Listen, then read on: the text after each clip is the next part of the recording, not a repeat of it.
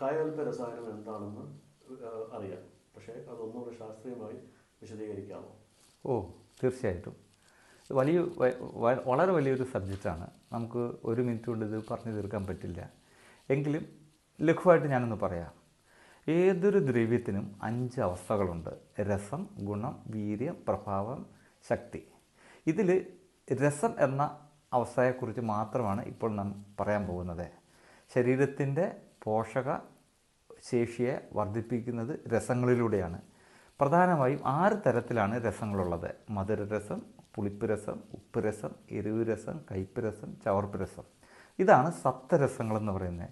ഈ രസങ്ങളെ പോഷിപ്പിക്കേണ്ടത് അത്യന്താപേക്ഷിതമാണ്. നമ്മുടെ ദൈനംദിന ജീവിതത്തിൽ, ഭക്ഷണത്തിൽ, ജോലിയുടെ ഭാഗങ്ങളായിട്ട് ഒക്കെ നമുക്കിത് നഷ്ടപ്പെട്ടുകൊണ്ടിരിക്കുകയാണ്.